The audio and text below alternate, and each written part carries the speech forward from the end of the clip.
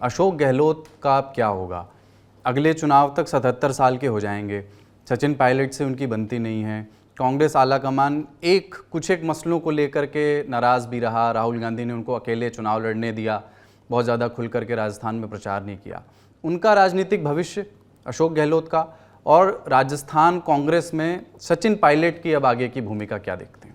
तो कुलदीप, अशोक गहलोत को अगर कोई भी जानता है तो राजनीति, हार और जीत वो कहते हैं फायदा नहीं मतलब फर्क नहीं पड़ता, राजनीति चलनी चाहिए। तो उनकी राजनीति वही रहेगी, वो अपनी टैक्टिक्स करते रहेंगे। आप देखिए, जिस दिन हारे उसके अगले दिन से ही एमएलए आना जाना, कौन क्या रहेगा, किसकी क्या भूमिका रहेगी, उस पे वो अपनी तरफ से पूरी तैयारी कर चुके हैं। उन्हें भी ये पता है कि अब उनका उतना फेवर नहीं है आला कमान में। 25 सितंबर की जो घटना हुई थी, जहां उनका विद्रोह हुआ था, उसके बाद उनकी जो बार्गेनिंग पावर सत्ता हाथ से जाने के बाद है, वो कम हो चुकी है। पर ये कह लेना कि अशोक गहलोत किनारे कर दिए जाएंगे, बहुत जल्दी होगा। उनकी पुरजोर कोशिश रहेगी, मैं अभी भी कह रहा हूं, कि सचिन पायलट को कोई अहम रोल ना मिले, वो कोई भी और कैंडिडेट ढूंढेंगे। आदेश, मतलब ये जो राइवलरी थी, जो हम साथ साथ है वाली पिक्चर, बिल्कुल साथ नहीं है। पर अब कांग्रेस को भी ये देखना है कि वो सचिन पायलट को क्या रोल देते हैं और जो लीडर ऑफ ऑपोजिशन है वो किसे बनाते हैं। अब देखिए, आप जाट लीडरशिप की बात होगी तो गोविंद सिंह डोटासरा का एक नाम है। हरीश चौधरी जो गेम में बस विस्कर से बच गए, 1000 के कम वाली जीत उनकी भी है, तो वो भी जस्ट बच के अभी भी वो गेम के अंदर बने हुए हैं। तो दो जाट नेताओं को किस तरह साधेंगे, सचिन पायलट को किस तरह एलोकेट करेंगे, और अशोक गहलोत के मानिए कई सारे विधायक अभी भी जीत के अंदर है, उनको किस तरह निगेट करेंगे। तो पहली बात ये, अशोक गहलोत गेम से बिल्कुल बाहर नहीं हुए। उनकी 70 सीटों के साथ कुछ न कुछ कारस्तानियां या जो कलाबाजियां हैं वो चलती रहेंगी। आदेश हमारे साथ जुड़ गए। आदेश रावल पत्रकार हैं, लोकमत में आते रहते हैं नेता नगरी में। आदेश, स्वागत। इसी सवाल में एक और कॉम्प्लीमेंट्री सवाल में अपना जो सप्लीमेंट्री सवाल जोड़ करके पूछ रहा हूँ। सेंसेक्स किसका बढ़ा है अशोक गहलोत की हार से राजस्थान कांग्रेस में? हरीश चौधरी अचानक से बहुत एक्टिव दिख गए हैं। ट्विटर पर बहुत लोग इस तरह के क्लेम कर रहे हैं कि अब समय आ गया है प्रदेश अध्यक्ष वापस सचिन पायलट को बना देना चाहिए। राजस्थान कांग्रेस अब एक नए चेहरे की तलाश में होगी, तो उस कतार में सबसे आगे कौन लोग हैं? गोविंद सिंह डोटासरा का नाम लिया अविनाश जी ने।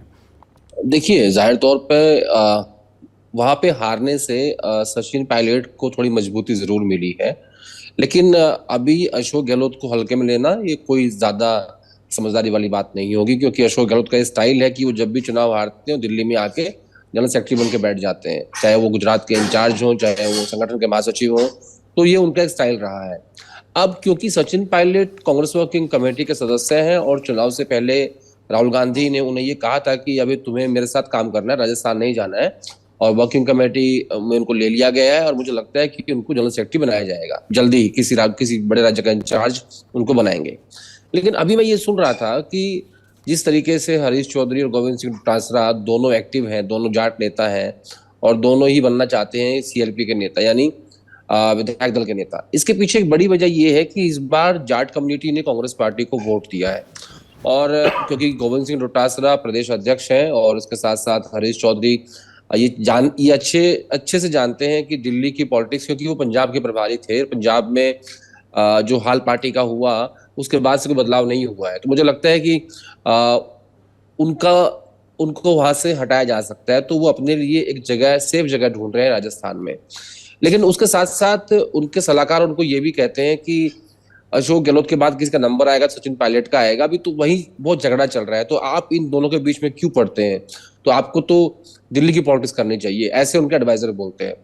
अब सचिन पायलट का सोचना ये है कि अगर मुझे हाईकमांड ये आश्वासन देगा कि अशोक गहलोत को जनरल सेक्रेटरी इस बार नहीं बनाया जाएगा, तो ही मैं राज्य की कमान संभालूंगा, नहीं तो मैं दिल्ली में ही रहूंगा। क्योंकि अक्सर ऐसा होता है कि जब पार्टी हारती है तो मुझे स्टेट में भेज देते हैं और उसके बाद गहलोत जी 5 साल मुख्यमंत्री बन जाते हैं।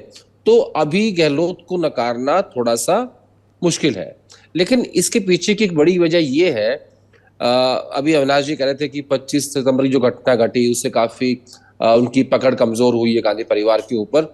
लेकिन इस चुनाव के बीच में भी उनके और गांधी फैमिली के बीच में काफी दूरियां हो गई है। इसके कई सारे उदाहरण भी हैं, मैंने आपके पहले शो में बताया था, मैं एक बार फिर रिपीट कर देता हूँ।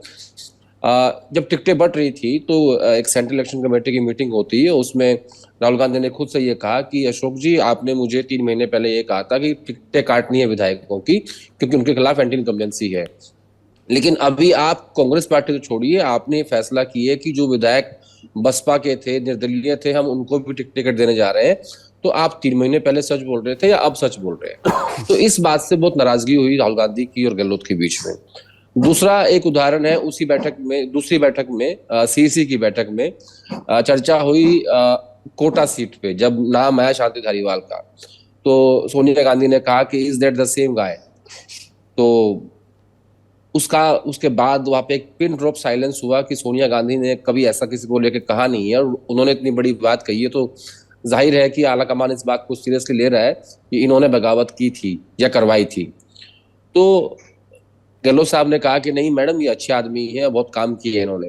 तो राहुल गांधी ने फिर बीच में इंटरव्यू करते हुए कहा कि नहीं, जब मैं भारत जोड़ो यात्रा कर रहा था तो मेरे पास बहुत सारे लोग आए और उन्होंने कहा कि ये इनके ऊपर बहुत सारे चार्जेस है करप्शन के।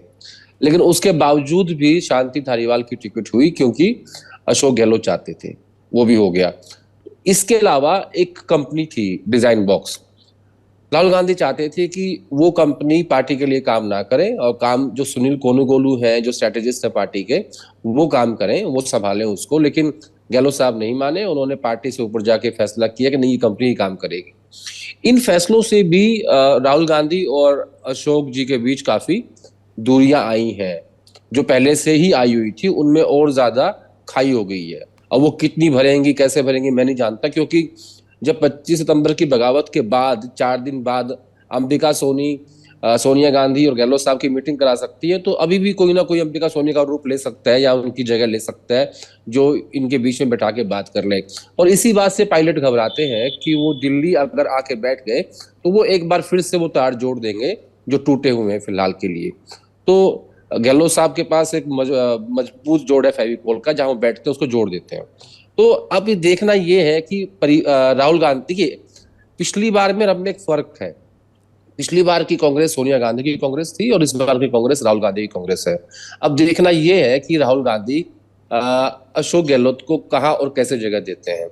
जाहिर तौर पे मैं उनका स्टाइल जानता हूं राहुल गांधी का, वो ये बात जानते हैं कि अशोक गहलोत नहीं चाहेंगे कि वो राजस्थान में काम करें, लेकिन वो चाहेंगे कि कोई मेरा आदमी वहां बन के बैठ जाए। इसी तरीके से अगर सचिन पायलट जनरल सेक्रेटरी बन के दिल्ली में बैठ जाते हैं तो फिर गहलोत साहब के लिए यहाँ आना मुश्किल हो जाएगा, क्योंकि राजस्थान से पहले ही हरीश चौधरी हैं, सचिन पायलट हैं, तो जितेंद्र सिंह हैं, ऐसे इतने लोगों को कहाँ एडजस्ट करेंगे, तो स्टेट का कोटा पूरा हो जाता है। तो अभी मैं आपको सिर्फ इतना बता पाऊंगा कि अभी सब अपनी अपनी शतरंज खेल रहे हैं। पहले फैसला होगा कि कौन होगा विधायक दल का नेता, और दूसरा फैसला होगा कि किसे बनाया जाएगा अध्यक्ष। हाँ, ये तय है कि तीनों राज्यों में बड़े बदलाव के संकेत फिलहाल दिल्ली आलाकमान की तरफ से मिल रहे हैं।